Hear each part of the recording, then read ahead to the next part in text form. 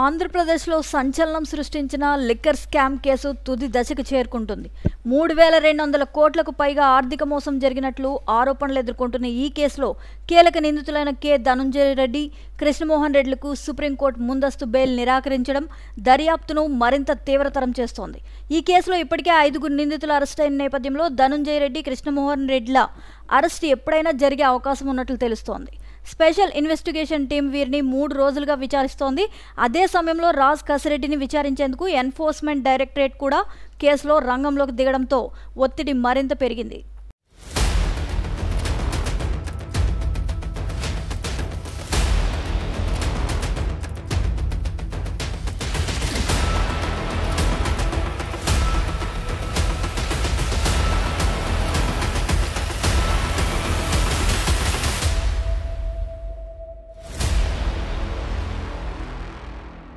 రెండు 2019-2024 మధ్య వైఎస్ఆర్ కాంగ్రెస్ పార్టీ పాలనలో Andhra Pradesh state beverages corporation limited ద్వారా లిక్కర్ వ్యాపారంలో పెద్ద ఎత్తున అక్రమాలు జరిగినట్లు ఆరోపణలు వెల్లువెత్తుతున్నాయి.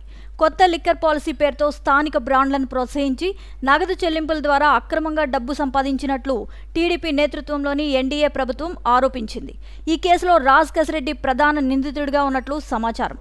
అతను లిక్కర్ కంపెనీల నుంచి లంచాలు సేకరించి వాటిని షెల్ కంపెనీల ద్వారా బదిలీ చేసినట్లు సిట్ గుర్తించింది.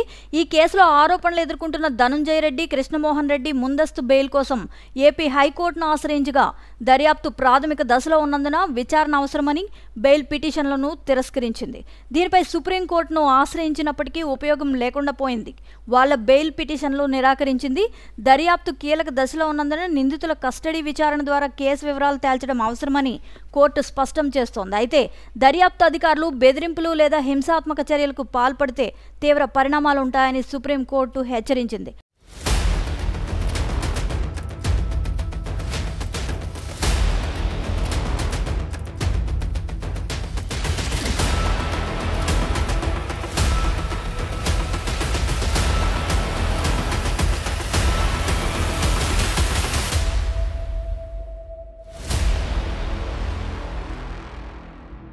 సిట్ గత 3 రోజులుగా ధనుంజయ రెడ్డి, కృష్ణమోహన్ రెడ్డిలను విచారిస్తోంది. వీరితో పాటు భారతీ సిమెంట్స్ డైరెక్టర్ గోవిందప్ప బాలాజీ కూడా ఇప్పటికే అరెస్ట్ అయ్యారు.